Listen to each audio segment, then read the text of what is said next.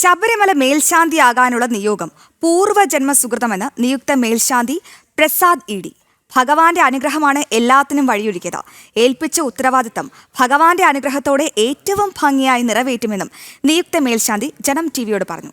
സന്നിധാനത്ത് ദർശനത്തിനെത്തിയ പ്രസാദ് ജനം ടിവി പ്രതിനിധി അരുൺ കൊടുങ്ങൂർ തയ്യാറാക്കിയ റിപ്പോർട്ട്. നിയുക്ത മേൽശാന്തിയായി തിരഞ്ഞെടുത്തതിന് ശേഷം ആദ്യമായി ശബരിമലയിലേക്ക് എത്തുകയാണ് പ്രസാദ് ഇ.ഡി. എന്തായാലും ഭഗവാന്റെ അടുത്തേക്ക് എത്തുകയാണ്. നമ്മൾ അന്ന് പ്രതികരണമൊക്കെ കേട്ടിരുന്നു. എന്തായാലും ഒരുപാട് സന്തോഷമുള്ള ഒരു മുഹൂർത്തം അല്ലേ?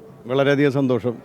ഇങ്ങനൊരു പുണ്യമുഹൂർത്തത്തിൽ ഭഗവാനെ സേവിക്കാൻ കിട്ടിയൊരു അവസരം വളരെ ധന്യമായിട്ട് ഞാൻ കരുതുന്നു. എല്ലാവർക്കും ഭഗവാന്റെ അനുഗ്രഹം ഉണ്ടാവട്ടെ എന്ന് പ്രാർത്ഥിച്ചു. നറുക്കെടുപ്പിൻ്റെ സമയത്ത് നമ്മളിവിടെ ഉണ്ടായിരുന്നു. ആ ഒരു സമയത്തുണ്ടാകുന്ന ഒരു അനുഭവം ഉണ്ടല്ലോ. എന്തായാലും നമ്മളൊക്കെ ഒരു നിമിഷം ഇവിടെ നിൽക്കാൻ കഴിയുക എന്നത് ഒരു വലിയ ഭാഗ്യമായി കരുതുന്നതാണ്. ആ ഒരു സമയത്താണ് ഒരു വർഷത്തേക്ക് ഭഗവാന്റെ മണ്ഡലപൂജയ്ക്ക് അതോടൊപ്പം തന്നെ മകരവിളക്കിന് ആ പ്രധാനപ്പെട്ട ചടങ്ങുകൾക്കൊക്കെ തന്നെ സാക്ഷിയാകുക, പ്രധാന കാർമ്മികത്വം വയ്ക്കുക. അതൊരു പൂർവ്വജന്മ സുഹൃതമായി തന്നെയല്ലേ പറയേണ്ടത്? പൂർവ്വജന്മ സുഹൃതം തന്നെയാണ്. അയ്യപ്പനെ പൂജിക്കാൻ കിട്ടുക എന്നുള്ള, ഇപ്പോൾ കലിയുഗവരതനായിട്ടുള്ള അയ്യപ്പനെ പൂജിക്കാൻ കിട്ടുക എന്നുള്ളത് ഈ കലിയുഗത്തിൽ ഏറ്റവും വലിയൊരു അനുഗ്രഹം തന്നെയാണ്. ഞാനത് എൻ്റെ കർമ്മം ഞാൻ ഭംഗിയായിട്ട് നിർവഹിക്കും. ഇപ്പം അതിനുശേഷം ആദ്യമായിട്ടാണ് ഇപ്പം മലയ്ക്ക് വരാറ്. എല്ലാ വർഷവും മലയ്ക്ക് വരാറുള്ള ആളാണ്. എല്ലാ വർഷവും മലയ്ക്ക് വരാറുണ്ട്.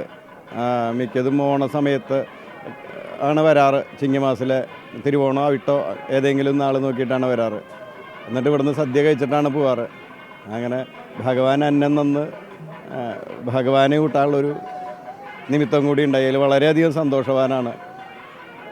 മൂന്നാം തവണയല്ലേ ഇവിടേക്ക് ആപ്ലിക്കേഷൻ അയച്ച് ആ ചുരുക്ക പട്ടികയിലേക്ക് വരുന്നത്. അതോടൊപ്പം തന്നെ അത് 1, 2 വരെ 8ാമത്തെ ഇതിലേക്കാണ്, ഈ ഒരു പേരിലേക്കാണ് എത്തുന്നത്. അതൊരു ഭഗവാൻ തന്നെ ഒരു തീരുമാനം എടുത്തിരിക്കുന്നത്. അതെ, ഭഗവാന്റെ നിയോഗം എനിക്ക് കിട്ടി. അത്രേ എനിക്ക് അതിനെക്കുറിച്ച് പറയാനുള്ളൂ.